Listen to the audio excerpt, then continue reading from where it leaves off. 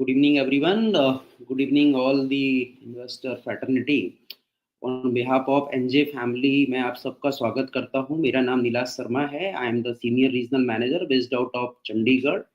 आज के इस इवनिंग में आपका जो हमारे आपके साथ जो संवाद है, इट इज़ अबाउट रिस्क अपने पोर्टफोलियो में है, बाजार में नहीं. And first of all, before we start the session, let me just greet you all of you for this wonderful year. Happy New Year to all of you in this to 2025, and hope this year will be one of the great year in our life, जहाँ पे हम अपने पैसे को निवेश करेंगे और काफ़ी पैसा बनाएंगे. ऐसा हम हर साल करते रहते हैं, बट हमारी एक ही बेस है, आप सबका ये नया साल आपके जीवन में बहुत सारी खुशहाली लाए. सो आज के इस particular in this client meet हम आपके साथ जो स्पीकर को लेके आए हैं, he is very dynamic speaker and there are too many fan following in the market. इस स्पीकर को आपने शायद पास्ट में भी सुना होगा, फिर भी हम आपके साथ में वापस से उनको प्रेजेंट करना चाहते हैं. So none other than mister Ashish Somaiya is there with us. So let me give a brief introduction of Ashish. So Ashish is the CEO of White Oak Capital Mutual Fund. Ashish is responsible for strategizing, growing and managing the operations at White Oak Capital Asset Management Limited. Ashish has over 20 years of experience in business strategy, management, process-driven sales and distribution, product development and marketing of investment offerings. He has been engaged with India's private sector asset management industry for pretty much its entire growth trajectory post 1998. Prior to White Oak Capital, he has served on nearly 8 years of his time as a managing director and CEO of Motilal Oswal Asset Management Company, one of the highly regarded and differentiated boutique equity managers in India, backed by excellent performance track record and well documented investment philosophy. When Ashish joined this Motilal Oswal Asset Management Company, the AUM for the Motilal Oswal AMC was about 1300 crore in 2013.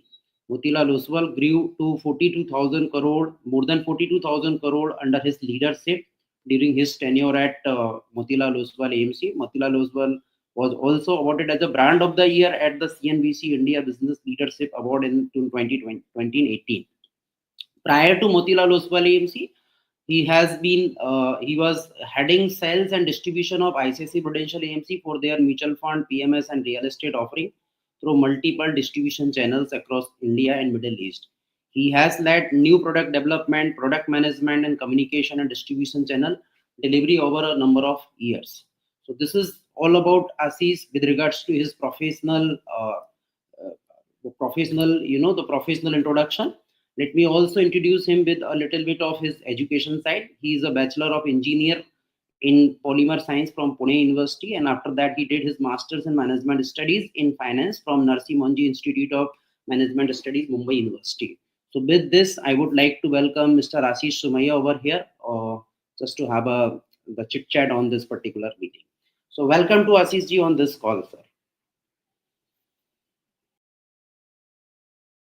Sir, you are mute, I think so. Ashish sir, thank you very much. बिल्कुल, sorry mic मेरी mute थी, मैं आपको सुन रहा था. सो बहुत बहुत धन्यवाद एनजे की पूरी टीम, नीलाश जी आपको भी मुझे यहाँ पे इनवाइट किया और आप सभी के साथ सभी के सामने उपस्थित रहकर आज बात करने का मौका मिला. और ये जो प्रेजेंटेशन का टाइटल है, इसके बारे में बात करने से पहले क्योंकि ये नए साल की शुरुआत है, तो very very happy new year 2025. NJ के सारे टीम, एनजे के पार्टनर्स, इन्वेस्टर्स, निवेशकों को सभी को हार्दिक शुभकामनाएं और नए साल की बहुत बहुत बधाइयाँ. मैं ईश्वर से यही प्रार्थना करता हूँ कि 2025 का जो साल है, इसमें आपके पोर्टफोलियो की बहुत बढ़त हो, आपके फैमिली, फ्रेंड्स, एम्प्लॉयज़, आपके कलीग्स सबके लिए साल बहुत ही सुखमयी हो. तो इसी शुभकामनाओं के साथ आज का जो प्रेजेंटेशन है या जो आज का जो हमारा टॉपिक है, उसकी मैं शुरुआत करता हूँ. तो क्या होता है कि जैसे मेरे काम में एक खास बात यह है, जैसे आपने बताया मेरे इंट्रोडक्शन में, भाई 25 साल से मैं म्यूचुअल फंड इंडस्ट्री में काम कर रहा हूँ 1999 से. तो मेरे काम की सबसे अच्छी जो मैं मानता हूँ कि अच्छा फीचर जो है मेरे जॉब का, वो ये है कि मुझे हर जगह पे ट्रैवल करके तरह तरह के लोगों से मिलने का मौका मिलता है। हर जगह जो हमारे mutual fund distributors, investment advisers, जो निवेशक पूरे देश भर में होते हैं, सभी से ट्रैवल करके मिलने का मुझे मौका मिलता है। और जब मैं ट्रैवल करता हूँ, जब मैं लोगों को मिलता हूँ, तो मैंने देखा है कि हमेशा लोगों की मार्केट को लेकर बहुत चिंता होती है। तो कहीं भी जाओ तो तब का जो माहौल है, उस माहौल में क्या चीज़ के ऊपर ध्यान देना चाहिए, बाज़ार में क्या होगा, इसके बहुत सवाल आते हैं। जैसे आम तौर पे लोग ऐसा समझिए कि अभी अभी मैं समझिए कि दिसंबर 2024, जनवरी 2025 के माहौल में समझो मैं अगर ट्रैवल करता हूँ, तो जहाँ पे भी मैं जाऊँगा, समझो सवाल आएगा कि भाई ट्रम्प साहब अगर अमेरिका के प्रेसिडेंट बनेंगे, तो हमारा पोर्टफोलियो पे इसका क्या असर पड़ेगा? या फिर लोग ऐसा पूछते हैं कि भाई रशिया और यूक्रेन में जो वॉर चल रहा है, या वेस्ट एशिया में इसराइल जो है, ये हमास, हिजबुल्लाह, सीरिया, ईरान, ये सब जो चीज़ें हो रही है, इसका क्या असर पड़ेगा? या तो फिर अमेरिका में ब्याज दर का इंडिया पे क्या असर पड़ेगा, हमारे पोर्टफोलियो पे क्या असर पड़ेगा? तो हमेशा लोग इसकी बहुत बहुत चर्चा करते हैं, इसकी बहुत चिंता भी करते हैं कि भाई फलाना फलाना चीज़ें होंगी तो हमारे पोर्टफोलियो पे क्या असर पड़ेगा। तो इसीलिए मैंने सोचा कि लोग हमेशा ऐसा मानते हैं, लोगों का ऐसा मानना है कि भाई जो रिस्क होता है, लोगों को लगता है कि पूरा का पूरा रिस्क बाजार में ही है और बाजार की वजह से हमारे पोर्टफोलियो में रिस्क आता है। लेकिन मेरा ऐसा लर्निंग है कि बाजार तो बाजार है, बाजार में हमेशा कुछ ना कुछ लगा ही रहता है। तो बाजार में तो कुछ ना कुछ लगा ही रहेगा, और रिस्क बाजार में नहीं होता है। रिस्क अपने पोर्टफोलियो किस तरीके से बनाते हैं, उससे रिस्क होता है। इसलिए मैंने ये टाइटल दिया था कि रिस्क आपके पोर्टफोलियो में है, बाजार में नहीं है। इसको मैं समझाने के लिए पहले 2-4 एग्जांपल देता हूँ, फिर अपने प्रेजेंटेशन पे आता हूँ कि भाई आज मुझे कहाँ रिस्क दिखते हैं और हमारे जो निवेशक हैं इन्होंने अपने पोर्टफोलियोज में क्या चीजें चेंज करनी चाहिए। तो पहले मैं 2 उदाहरण देता हूँ कि क्यों मैंने ऐसा बोला। तो समझिए कि मैं आपको एक एग्जांपल देता हूँ। देखिए, हम लोग सब इंडिया में हैं, राइट? और इंडिया में जो खाना है, खाना जो है वो बहुत इम्पोर्टेंट है, और हर 100-200 मील में खाने की आदतें चेंज होती है। लेकिन अभी मैं आपको साउथ इंडिया का एग्जांपल देता हूँ। तो साउथ इंडिया में ऐसा होता है कि भाई सबसे ज़्यादा चीज़, या ईस्ट में भी कई पार्ट्स में जैसे वेस्ट बंगाल है, तो साउथ में है, बंगाल में है, कई जगहों पे ऐसा है कि भाई सबसे ज़्यादा लोग राइस खाते हैं। हम जैसे गुजराती में भात बोलते हैं, बट राइस राइस आप समझते हैं कि राइस खाते हैं लोग सबसे ज़्यादा। तो अगर मैं साउथ इंडिया में आपको एक रेस्टोरेंट में ले जाऊं जहाँ पे थाली सर्व की जाती है, और उस रेस्टोरेंट में आप इमेजिन करिए कि जब थाली हमको परोसी जाती है, तो थाली में आपको बीच में, थाली के बीचों बीच सबसे बड़ी मात्रा में या सबसे बड़ी क्वांटिटी में क्या दिया जाएगा? आप समझ सकते हैं कि भाई अगर इतनी बड़ी थाली है तो उसमें बीच में सबसे ज़्यादा एक राइस, या आपको राइस दिया जाएगा, करेक्ट? अगर मैं आपको ऐसा बोलूं कि आप विजुअलाइज करिए कि जहां पे राइस है, उस जगह पे आप इमेजिन करिए कि मिर्ची का अचार रखा है, और अचार कहाँ पे रखा होता है वो इमेजिन करिए, और मैं आपको ये बोलूं कि जहां पे अचार रखना चाहिए वहां पे समझो किसी ने राइस रखा है। ठीक है, आप विजुअलाइज करिए, जहां पे राइस होता है थाली में, जहां राइस होता है वहां पे अचार रखिए, और जहां पे अचार होता है वहां पे आप राइस रखिए। इसको इमेजिन करिए, ठीक है? अब ऐसी थाली लेके आप बैठे हैं, फिर हम आपको मिलने आते हैं और हम ये चर्चा करते हैं कि कल सुबह मुझे अपने डाइजेशन में या अपने स्टमक में, ये रेस्टोरेंट में थाली खाने की वजह से मुझे अपने स्टमक में या अपने डाइजेशन में क्या तकलीफ होगी, कल कोई तकलीफ होगी क्या? तो आप समझ रहे हैं किस तरीके का सवाल है ये, कि भाई अगर आप जितना राइस खाना चाहिए उतना पिकल खाने वाले हैं, और जितना पिकल खाना चाहिए उतना राइस खाने वाले हैं, तो फिर कौन सा रेस्टोरेंट, कौन सी थाली, और कल सुबह क्या होगा, इसकी चिंता करके क्या फायदा? जो भी रिस्क है वो तो आपने थाली में परोस लिया ऑलरेडी। मैं इसका आपको और एक एग्जांपल देता हूँ। आप सब जैसे फुटबॉल देखते हैं, सॉकर देखते हैं, ये सारे स्पोर्ट्स भी आप देखते होंगे, करेक्ट? तो जब आप फुटबॉल और सॉकर और ये सब स्पोर्ट्स देखते हैं, तो आपने देखा होगा कि 11 प्लेयर होते हैं दोनों साइड में, अब आप समझिए कि फुटबॉल का एक गेम ऐसा चल रहा है जहां पे मेरे 11 प्लेयर, आपके 11 प्लेयर, ठीक है। अब मैं आपको सवाल पूछता हूँ कि भाई मेरे जो 11 प्लेयर है ना, ये बहुत ही आक्रामक है, तो आपका जो पेनल्टी एरिया है जहां पे मुझे जाके गोल मारना है, मैंने अपने सारे के सारे 11 प्लेयर को एक आक्रामक तरीके से आपके पेनल्टी एरिया में तैनात कर रखा है कि भाई कुछ भी करके गोल मारना है। और फिर मैं आपको सवाल पूछता हूं कि आपको क्या लगता है कि आप मेरे पे गोल मारने का क्या चांस है? तो एक ऐसा सवाल हो कि भाई अगर मेरे 11 के 11 प्लेयर आपके ऊपर गोल मारने के लिए आपके पेनल्टी एरिया में तैनात है, तो जो ही मेरे पास से बॉल छूटेगा, वो तो आपके प्लेयर जाके मेरे तरफ गोल मार देंगे, क्योंकि हमारा पूरा गोल तो खाली होगा, क्योंकि 11 प्लेयर अटैक करने में लगे हुए हैं, डिफेंस तो कोई है नहीं इसमें। तो आप समझ गए कि भाई ये रिस्क जो है वो फुटबॉल के मैदान में नहीं है। रिस्क इसमें है कि भाई आपने अपने प्लेयर्स को कहाँ पे तैनात किया है और आपके प्लेयर्स क्या कर रहे हैं जब सामने वाला अपने को गोल मार रहा है। तो ये जो ट्रम्प साहब प्रेसिडेंट बनेंगे तो हमारे पोर्टफोलियो में क्या होगा, ये सब ऐसा ही सवाल है।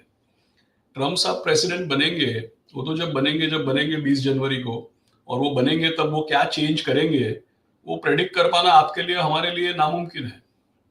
और वो जब चेंज करेंगे कुछ, और जब मार्केट में उथल पाथल होगी, तो हमारे पोर्टफोलियो में क्या होगा, वो तो उसी पे डिपेंड करेगा कि भाई हमारे पोर्टफोलियो में क्या डाला है हमने।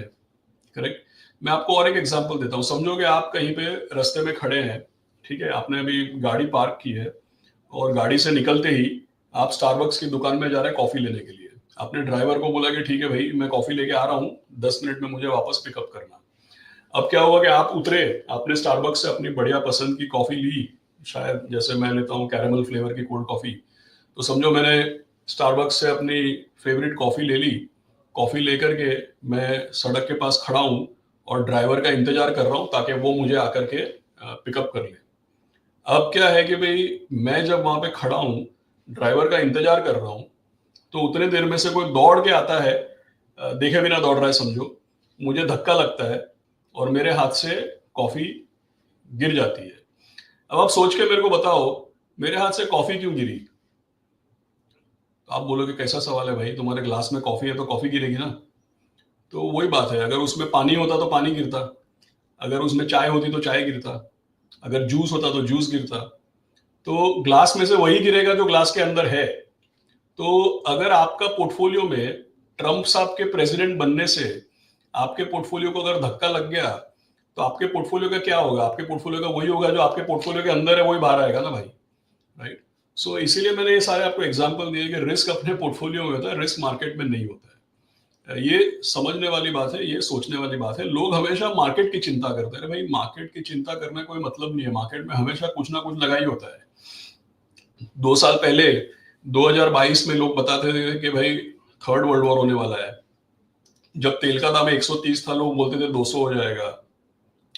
मार्च 2030 में वो silicon valley bank, signature bank आया, तो लोग बोलने लगे कि भाई अब तो फिर से लेमन ब्रदर आ जाएगा। तो फिर अगर आप देखिए, जैसे 2023 में लोग बोलते थे कि एनडीए की सरकार है, वो सारे स्टेट इलेक्शन हार जाएगी। स्टेट इलेक्शन जीत गए तो बोलने लगे भाई जनरल इलेक्शन हार जाएगी। जनरल इलेक्शन में जब आ गया तो बोले नहीं, सरकार टिकेगी नहीं। फिर हरियाणा और महाराष्ट्र जीत गए, तो अब कोई सरकार की बात नहीं कर रहा है, अब लोग ट्रम्प साहब की, अमेरिका की सरकार की बात कर रहे हैं। तो क्या है कि मार्केट में हमेशा कुछ ना कुछ लगा रहता है, और 1 साल बाद हम किसी और नए टॉपिक की बात करेंगे, 2 साल बाद, हर साल अलग अलग चीजों की चिंता मार्केट में लगी रहती है। और मार्केट में कौन सा इश्यू आएगा और उसको लेकर के बाजार कैसे रिएक्ट करेगा, ये प्रेडिक्ट कर पाना नामुमकिन है। तो हम कंट्रोल क्या कर सकते हैं? हम यही कंट्रोल कर सकते हैं कि हमारे पोर्टफोलियो में क्या है। हम ये नहीं कंट्रोल कर सकते कि मार्केट क्या करेगा। तो आइए, ये जो पूरा बैकग्राउंड, ये जो पूरा इंट्रोडक्शन और जो पूरे मैंने एग्जांपल्स दिए हैं आपको, मेरे ख्याल में इससे मोटा मोटी आप समझ ही गए होंगे कि मैं ये टॉपिक मैंने क्यों लिखा है यहाँ पे, कि रिस्क अपने पोर्टफोलियो में होता है, रिस्क बाजार में नहीं होता है। और ये मैंने क्यों बोला, इसके ऊपर एक मैंने पूरा प्रेजेंटेशन तैयार किया है, वो मैं आपको बताना चाहता हूँ।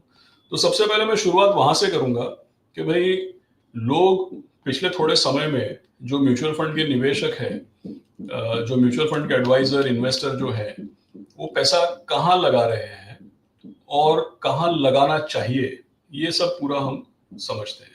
तो जब हम इक्विटी में इन्वेस्टमेंट की बात करते हैं, मैं आपको एक ये लीजिए, एक प्रेजेंटेशन यहाँ पे रख रहा हूं मैं।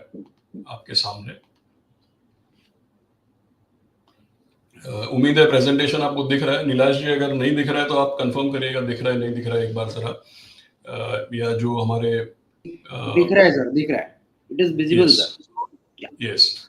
सो ये जो डेटा है ये मैं आपको पहले समझाता हूँ कि भाई ये बाजार में, क्योंकि हम लोग इक्विटी म्यूचुअल फंड की बात करते हैं और इक्विटी म्यूचुअल फंड में जब लोग पैसा लगाते हैं तो अक्सर डिस्कशन होता है भाई लार्ज कैप फंड में लगाना, मिड कैप फंड में लगाना, स्मॉल कैप फंड में लगाना, या ये सबका मिश्रण करके मल्टी कैप, फ्लेक्सी कैप, इस तरीके की बातें होती हैं। तो पहले हमको ये समझना चाहिए कि भाई ये large cap, mid cap, small cap क्या है और आमतौर पे बाजार का किस तरीके का ढांचा है। तो आप देखिए ये क्या दिखाता है कि भाई जो मार्केट कैपिटलाइजेशन है, मार्केट में जो लिस्टेड कंपनियां हैं, इनकी टोटल वैल्यू जब लेते हैं ना, तो मार्केट की टोटल वैल्यू में जो सबसे बड़ी से बड़ी 100 कंपनियां हैं उसको बोलते हैं लार्ज कैप। सबसे बड़ी से बड़ी 100 कंपनियों को लार्ज कैप बोलते हैं। उसके बाद जो 101 नंबर से 250 नंबर तक है उसको बोलते हैं मिड कैप। और 251 से आगे लेकर के वो पूरा का पूरा जो है वो small cap, micro cap, mini cap, जो भी उसको बोलना है वो आप बोल दीजिए। अब क्या समझ में आता है कि जब आप बाजार का टोटल मार्केट कैपिटलाइजेशन या बाजार का टोटल वैल्यू जब आप लेते हैं तो ऐसा जान पड़ता है कि भाई समझो कि दिसंबर 2013 में मार्केट का माहौल बहुत खराब था। जब मार्केट का माहौल बहुत खराब था ना, तो बाजार का टोटल वैल्यू में 77% वैल्यू केवल लार्ज कैप का था और स्मॉल कैप, मिड कैप मिला के आप समझिए कि 23%। फिर आप देखिए जहां पे अब हम हैं दिसंबर 2024 में आप देखिए कि भाई लार्ज कैप जो है इसका योगदान टोटल मार्केट कैप में आकर के 60% के भी नीचे हो गया है। और सबसे ज्यादा योगदान किसका है? स्मॉल कैप, माइक्रो कैप, ये सारे स्पेस का, और फिर मिड कैप। तो यहाँ पे 60% से कम लार्ज कैप है और 40% से भी ज्यादा स्मॉल कैप, मिड कैप है। लेकिन अगर आप एक नॉर्मल पीरियड देखते हैं, जैसे समझो कि भाई दिसंबर 2018 है, जब मार्केट बहुत ऊपर भी नहीं था और छोटा मोटा हल्का करेक्शन होने के बाद IL/FS डिफॉल्ट वगैरह की वजह से मार्केट एक नॉर्मल लेवल पे था। और जब कोई बहुत ज्यादा बुलिशनेस या बहुत ज्यादा बेरिशनेस ऐसा नहीं था। अब 2017, 18, 19 ऐसा कोई सा भी साल ले लीजिए, तो आपको क्या देखने को मिलता है? जैसे यहाँ पे है, यहाँ पे है, ये पूरा समय है, आपको क्या देखने को मिलता है कि ऑन एन एवरेज बाजार का जो हिस्सा लार्ज कैप है वो है 70% और स्मॉल एंड मिड कैप जो है वो है लगभग आप समझो कि 30%। तो अब मैं ये आपके लिए समराइज करता हूं कि जो मार्केट की टोटल वैल्यू है, मार्केट की टोटल जो वैल्यू है उसमें on an average large cap जो है वो है 70%, स्मॉल कैप, मिड कैप है वो है 30%। आज हम इस जंक्चर पे आके बैठे हैं कि भाई लार्ज कैप 60% से भी नीचे है और स्मॉल कैप, मिड कैप करीब करीब 40% के भी ऊपर है। अब यहाँ पे एक सवाल बनता है कि समझो कि कोई इन्वेस्टर है जिसको हम बोलते हैं एक न्यूट्रल इन्वेस्टर है, या जो कोई बहुत ज्यादा रिस्क नहीं लेता है और बहुत सेफ भी नहीं है, मतलब बहुत कंजर्वेटिव भी नहीं और बहुत ही रिस्की भी नहीं, एक एवरेज न्यूट्रल इन्वेस्टर जो है। अगर बाजार का 70% बड़ी कंपनियों से बना है तो एक जो न्यूट्रल इन्वेस्टर है, तो आप समझ सकते हैं कि भाई जो कोई बहुत एग्रेसिव इन्वेस्टर है वो तो ज्यादा पैसा स्मॉल एंड मिड कैप में डालेंगे, जो इन्वेस्टर बहुत सेफ रहना पसंद करते हैं वो ज्यादा पैसा लार्ज कैप में डालेंगे। लेकिन जो इन्वेस्टर बिल्कुल ही न्यूट्रल है वो आप समझ सकते हैं कि करीब से करीब 65 से 70% अपना पैसा लार्ज कैप में डालेंगे। आप समझ सकते हैं कि भाई जो न्यूट्रल है वो तो जिस तरीके का मार्केट का चलन है उसके आसपास ही अपना पैसा लगाएंगे लार्ज कैप में। तो आप समझ सकते हैं कि एक नॉर्मल इन्वेस्टर जो है, एग्रेसिव इन्वेस्टर जो है, इसका आप समझो कि 50% स्मॉल एंड मिड कैप होगा, 50% लार्ज कैप होगा। जो कंजर्वेटिव इन्वेस्टर है उसका समझो पूरा का पूरा लार्ज कैप होगा, स्मॉल कैप नहीं होगा। और जो एक न्यूट्रल इन्वेस्टर है, मॉडरेट इन्वेस्टर है, उसका आप समझोगे भाई ठीक है, जितना मार्केट का है उतना ही अपना भी लार्ज कैप रख लो और बाकी क्योंकि ज्यादा रिटर्न बन सकता है तो 25-30% स्मॉल एंड मिड कैप रख लो। इस तरीके का ऑन एन एवरेज लोगों का एक्सपोजर होना चाहिए। तो ये तो मैंने बोला होना चाहिए, लेकिन वाकई में होता क्या है वो भी हम देख लेते हैं। तो ये हमने यहाँ पे क्या डेटा लगाया है कि भाई अभी तक दिसंबर का म्यूचुअल फंड इंडस्ट्री का डेटा दिसंबर का अब तक आया नहीं है, इसलिए 30 नवंबर का है। तो ये क्या है, यहाँ पे आप देखिए सारे फंड के कैटेगरीज हैं, मतलब आप जिसको बोलते हैं large cap, mid cap, multi cap, वो सब यहाँ पे है।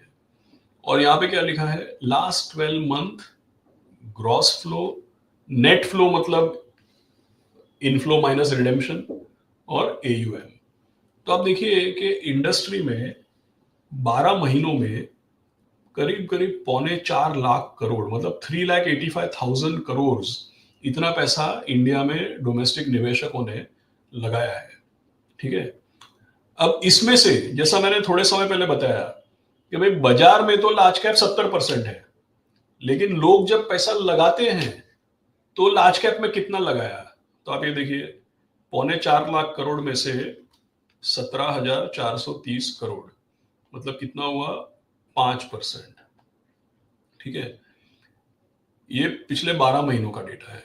अब कोई होगा जो स्मार्ट होगा, वो बोलेगा भाई लार्ज एंड मिड कैप का आधा भी ले लो, ये मल्टी कैप का 30% भी ले लो, फ्लेक्सी कैप का 50% भी ले लो, तो फ्लेक्सी कैप का 60% ले लो, चलो फ्लेक्सी कैप का 60% लेंगे तो 6 आएगा यहाँ पे, लार्ज एंड मिड कैप का आधा लेंगे तो 5 आएगा यहाँ पे, मल्टी कैप का 1/3 लेंगे तो ये 3 आएगा यहाँ पे। तो बेसिकली आप देखिए 5 + 5 10 और 3 13 और 6 19%। सो आप समझो करीब करीब लोगों ने 19% पैसा लगाया लार्ज कैप में। ठीक है, सबसे ज्यादा पैसा लोगों ने कहां पे लगाया, small cap and mid cap दोनों मिला के 19% लगा दिए। फिर सबसे ज्यादा पैसा लगाया थीमेटिक फंड में। अच्छा, अब ये थीमेटिक फंड भी ऐसे हैं कि भाई energy, PSU, metal, utility, defence, manufacturing, ये सब ऐसे सेक्टर में पैसा लगाया है जो सारे के सारे सेक्टर का पैसा भी जाता है स्मॉल एंड मिड कैप में। अगर आप बैंकिंग, IT, कंज्यूमर, फार्मा इसमें लगाते तो समझ में आता कि भाई पैसा लार्ज कैप में जा रहा है, लेकिन लगाया पूरा पैसा थीमेटिक में, और थीम भी ऐसे जिसमें सब नए नए स्मॉल कैप मिड कैप आते रहते हैं। तो क्या है कि भाई बाजार का तो जो चलन है वो ऐसा है कि 60-70% पैसा लार्ज कैप में जाना चाहिए। और ऐसा नहीं है कि लोग डालते नहीं है, देखिए इतना सब कुछ होने के बाद पूरी इंडस्ट्री का हिस्ट्री देखेंगे ना तो 12% लार्ज कैप, यहां से ले लीजिए 2%, यहां से ले लीजिए तो ये 14 में से आएगा लगभग 9, फिर आप यहाँ पे ले लीजिए इसमें आएगा 4.5। तो अगर आप इंडस्ट्री का पूरा देखेंगे ना तो लार्ज कैप ज्यादा है, लेकिन पिछले 12 महीनों में अगर आप देखेंगे तो लोगों ने लार्ज कैप में पैसा बहुत कम डाला है। तो ये समझने वाली बात है कि भाई देखो मार्केट का चलन क्या है। मार्केट आज भी 60% लार्ज कैप है, लंबे पीरियड का एवरेज लेंगे तो मार्केट 70% लार्ज कैप है, लेकिन लोग पैसा कहां पे लगा रहे हैं, ज्यादा पैसा स्मॉल एंड मिड कैप में लगा रहे हैं या लार्ज कैप में नहीं लगा रहे हैं। दूसरा चीज, मार्केट आज भी 60 से 70% बैंकिंग, IT, कंज्यूमर, फार्मा इस तरीके के बड़े बड़े सेक्टर से बना हुआ है, लेकिन लोग पैसा कहां लगा रहे हैं, थीम्स में लगा रहे हैं। थीम्स में लोग पैसा कहां पे लगा रहे हैं, defence, railway, infrastructure, PSU, manufacturing, यही सब चीजों में लगा रहे हैं। तो ये वही बात हो गई ना कि जहां पे राइस होना चाहिए वहां पे पिकल है, जहां पे पिकल होना चाहिए वहां पे राइस है। तो ये एक चीज हमको देखना बहुत जरूरी है। दूसरा चीज, मार्केट जो है, मार्केट का चलन भी चेंज हो चुका है। अब आप देखिए, मैं यहाँ पे कुछ और आपको इंफॉर्मेशन और डेटा दिखाता हूँ। ये क्या डेटा दिखा रहा है कि sectoral and market cap indices. तो ये देखिए यहाँ पे क्या है, ऊपर सारे के सारे बड़े सेक्टर है, Nifty, Nifty next 50, Nifty 100, mid cap, small cap, ये सारे बड़े इंडेक्स हैं। नीचे क्या लिखा है, सारे के सारे सेक्टर्स मतलब defence, PSU banks, PSU, real estate, auto, utility, manufacturing, infrastructure, ठीक है, सारे सेक्टर्स की लिस्ट है।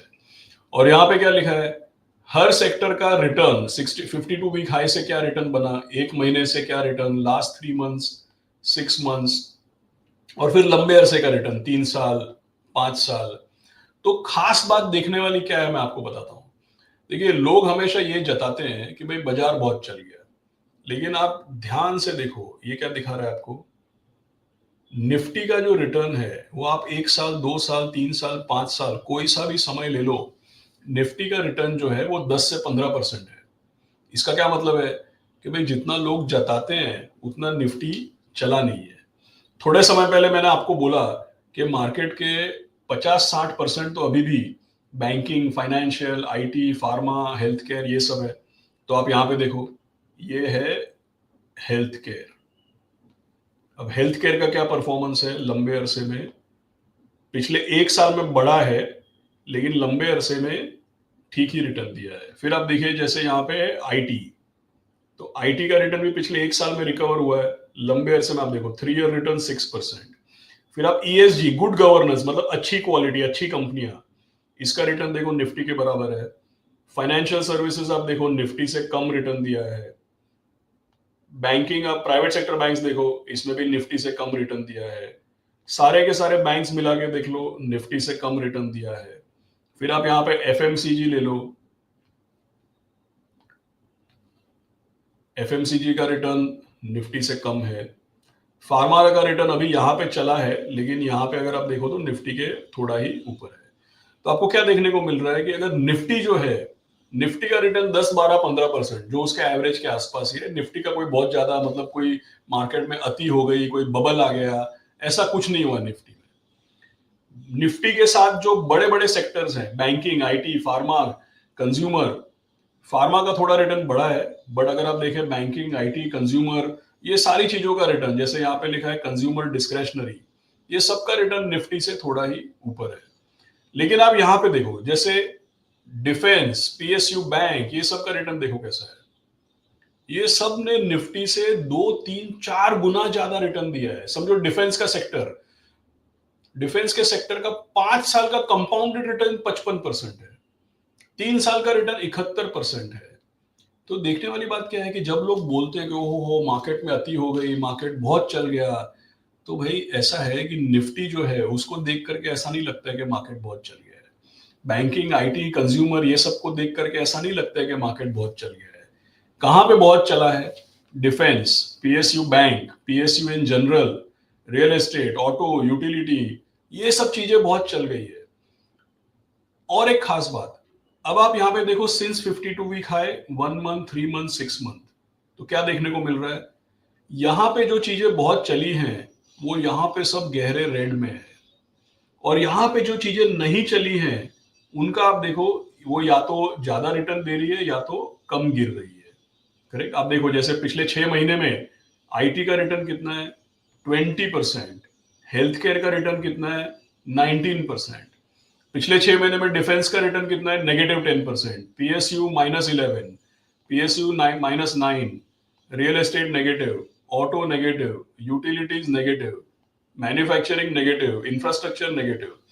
तो ये सब जो डेटा है, ये सब जो इंफॉर्मेशन है, मैं यहाँ पे शेयरिंग स्टॉप कर रहा हूँ। ये सब जो इंफॉर्मेशन है, ये संक्षेप में मैं आपको बताता हूँ। 2-3 चीज आप समझिए। मार्केट जो है, इसका आधा से ज्यादा हिस्सा अभी भी लार्ज कैप है। बड़े बड़े बैंक्स, आईटी, कंज्यूमर, फार्मा, यही सब चीज मार्केट का आधे से ज्यादा हिस्सा है। लेकिन लोग वहां पे पैसा नहीं लगा रहे। लोग पैसा कहाँ पे लगाए हैं? लोगों ने पैसा लगाया defence, infrastructure, railway, PSU bank, इसमें पैसा लगाया। अब ये जो सेगमेंट है जहां पे लोग पैसा लगाया है और लगा रहे हैं, इसमें पिछले 3 साल 5 साल में रिटर्न बन चुका, उसके बाद लोग पैसा लगा रहे हैं। और मार्केट में क्या हो रहा है? मार्केट में ये सब चीजों ने ऑलरेडी गिरना शुरू कर दिया। सो खास बात हमको ये समझना चाहिए कि भाई निफ्टी जो है, निफ्टी का कोई अति नहीं हुई, निफ्टी का कोई बहुत ज्यादा रिटर्न नहीं आया है। निफ्टी के साथ जो बड़े बड़े सेक्टर है, banking, IT, pharma, consumer, health care, इसमें भी कोई बहुत ज्यादा रिटर्न नहीं आया है। पिछले 6 महीने में हेल्थ केयर और आईटी में रिटर्न आया, इसके अलावा कोई बहुत ज्यादा रिटर्न इसका आया नहीं है। तो लोगों को अपना जो पोर्टफोलियो है उसको एक तरीके से रीबैलेंस करने की और करेक्ट करने की या चेंज करने की जरूरत है, राइट? क्योंकि मार्केट का जो सबसे बड़ा हिस्सा है वो तो अभी तक चला ही नहीं है। जो राइस है वो तो आप खा ही नहीं रहे हो। मार्केट का जो सबसे बड़ा हिस्सा है वो तो अब तक चला ही नहीं है। और लोग बोल रहे हैं मार्केट बहुत चल गया, मार्केट बहुत चल गया। अरे भाई, मार्केट में वो चीजें चली है जिसका पास देख देख करके लोग उसमें पैसा लगाए जा रहे हैं। वो चीजें अपने टॉप पॉइंट से गिरना शुरू हो गई, अंडर परफॉर्म करना शुरू हो गई, फिर भी लोग पैसा वहां पे लगा रहे हैं। आपको पोर्टफोलियो में ये करने की जरूरत है कि भाई आप ट्रम्प साहब की प्रेसिडेंसी से क्या होगा उसकी चिंता मत करो, आप अपने पोर्टफोलियो को देखो। आपके पोर्टफोलियो में पिछले 3 साल में मैं समझता हूं कि जितना लार्ज कैप होना चाहिए था उतना लार्ज कैप नहीं है। सबके पोर्टफोलियो में जितना होना चाहिए था उससे ज्यादा small cap, mid cap, micro cap है। सबके पोर्टफोलियो में जितना होना चाहिए उससे ज्यादा पीएसयू, इंफ्रास्ट्रक्चर, रेलवे, डिफेंस, यही सब भरा पड़ा है। उसको कम करिए और इंक्रीमेंटली जब पैसा लगाते हैं तो ज्यादा पैसा लार्ज कैप की तरफ लगाइए। बैंक, आईटी, कंज्यूमर, फार्मा, ये सब सेक्टर्स में जो फंड्स है इनकी तरफ पैसा लगाइए। पोर्टफोलियो को थोड़ा रोटेट करिए। देखिए, पोर्टफोलियो का रिस्क कम करना अपना काम है।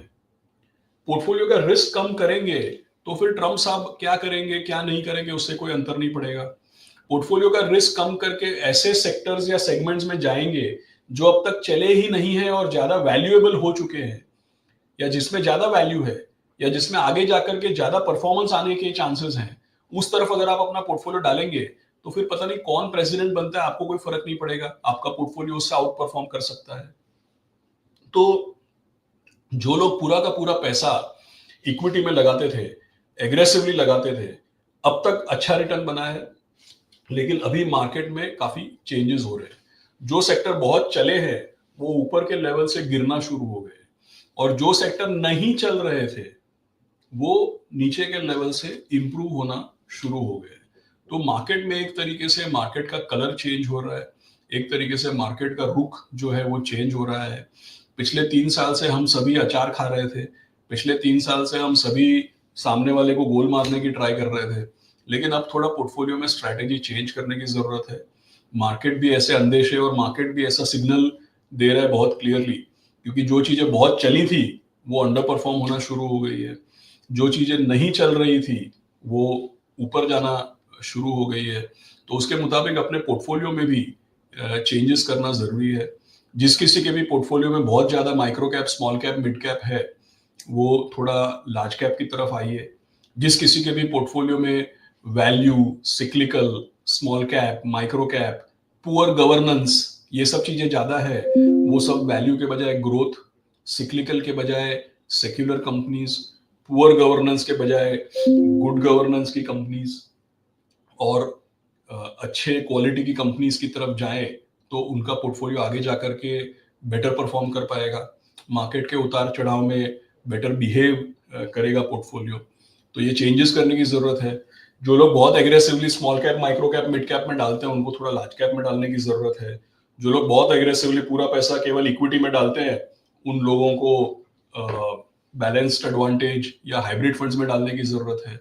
जो लोग फिक्स्ड इनकम के लिए ऑप्शंस या ऑल्टरनेटिव्स ढूंढ रहे हैं उनको हमारे जैसे मल्टी एसेट एलोकेशन फंड्स में पैसा डालने की जरूरत है, जहाँ पे 25% गोल्ड में होता है, 25% इक्विटी में होता है और बाकी पैसा डेट में होता है। तो हर लेवल से पोर्टफोलियो का रिस्क एक लेवल नीचे कीजिए। दूसरा चीज, पिछले 3 साल में जो चल रहा था वो अब नहीं चल रहा है। तो अगर आप small cap, micro cap, value, cyclical, poor governance, ये चीजों को ओवर एक्सपोज हो गए हैं तो हाई क्वालिटी की तरफ आइए, लार्ज कैप की तरफ आइए, क्वालिटी की तरफ आइए, सेक्युलर कंपनीज की तरफ आइए, और अपने पार्टनर्स या अपने एडवाइजर्स से सलाह लीजिए कि भाई इंक्रीमेंटल पैसा कहाँ पे लगना चाहिए, एग्जिस्टिंग पोर्टफोलियो में क्या कुछ चेंज करना चाहिए, इसके ऊपर ध्यान दीजिए। क्योंकि जैसा मैंने शुरुआत में बताया, रिस्क अपने पोर्टफोलियो में होता है, बाजार में नहीं होता है। बाजार में तो हमेशा कुछ ना कुछ लगा ही रहता है।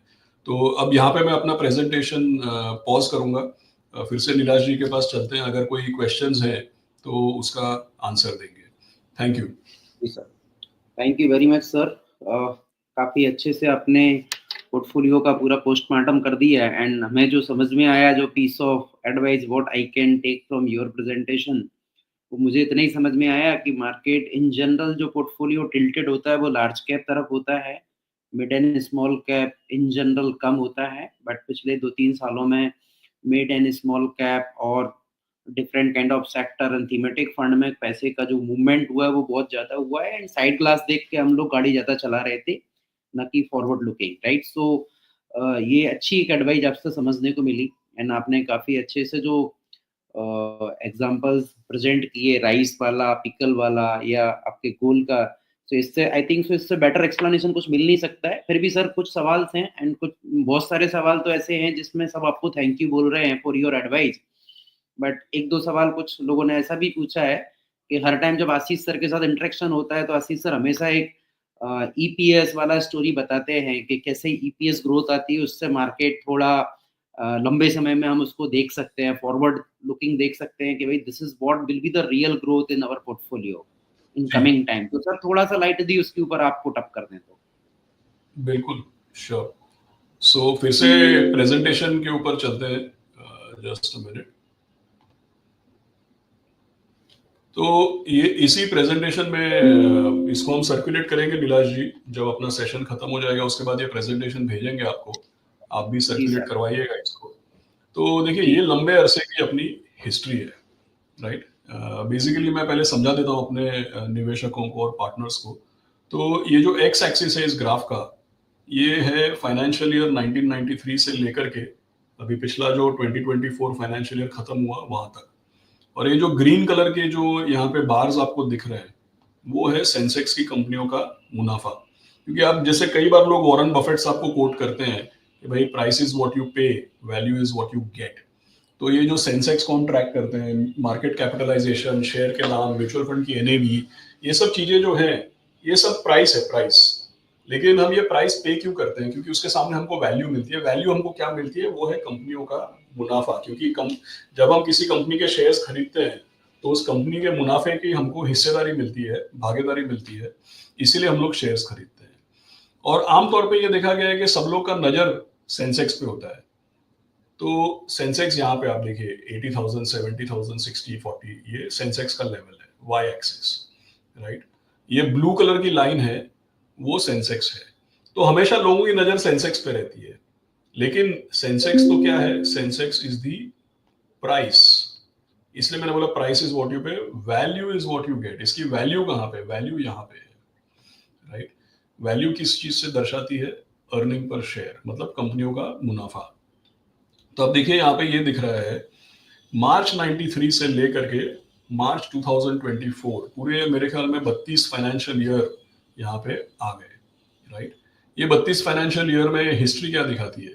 हिस्ट्री ये दिखाती है कि हमारा भारत देश का जो जीडीपी है ये 12.5% कंपाउंडेड रेट पे ग्रो किया है। 12.5% कैसे? कि आप समझो कि भाई 6.5% की, आप समझो 6.5% जीडीपी ग्रोथ और 6% महंगाई, राइट।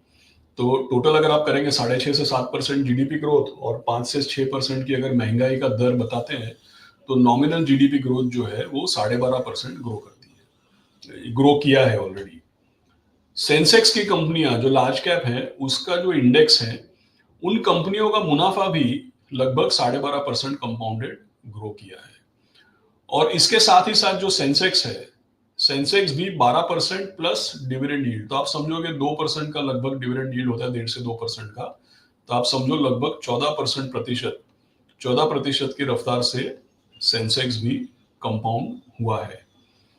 अब देखने वाली बात क्या है कि भाई लंबे अरसे में जितना जीडीपी ग्रोथ है उतना ही कंपनियों का मुनाफा भी ग्रो हुआ है, उतना ही सेंसेक्स का भी कंपाउंडिंग हमको देखने को मिला है। तो लंबे अरसे में यही होता है कि जिस तरीके से जीडीपी की रफ्तार होती है, जिस तरीके से कंपनियों का मुनाफा बढ़ता है, उसी रफ्तार से सेंसेक्स भी बढ़ता है।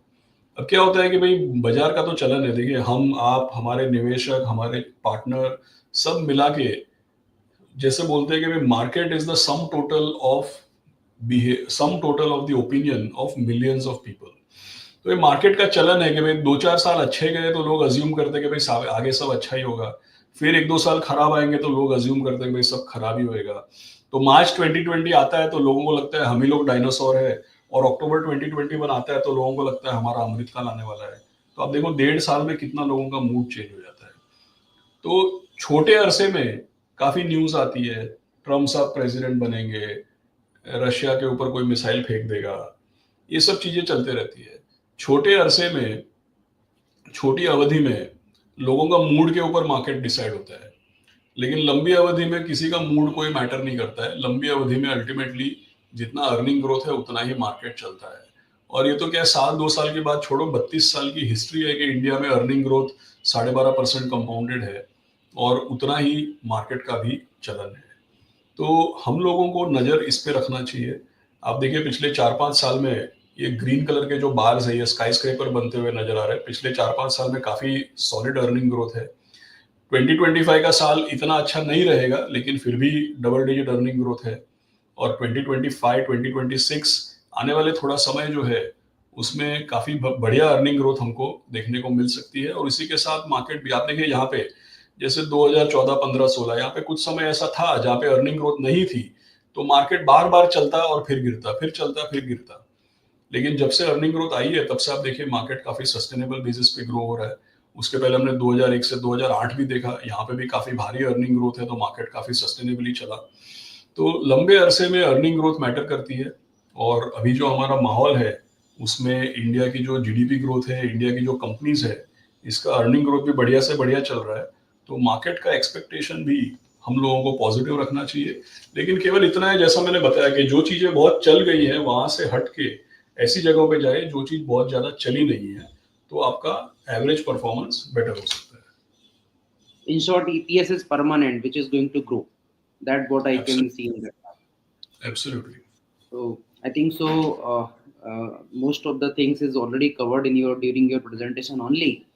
So thank you for your time, and we will answer. We will circulate this presentation. आप सभी को ये बिल्कुल। प्रेजेंटेशन मिल जाएगा सर का, ये प्रेजेंटेशन ओपनली आपको मिलेगा, उसमें कोई टेंशन नहीं है. So thank you Ashish sir for your time, and thank you all our investors for your time. Thank you all my partners. Thank you NJ family for being in this wonderful evening. So giving your time. So with this, I would like to end over here. So once again, happy New Year to all. Have a wonderful evening now. Thank you. Thank you Ashish sir. Thank you.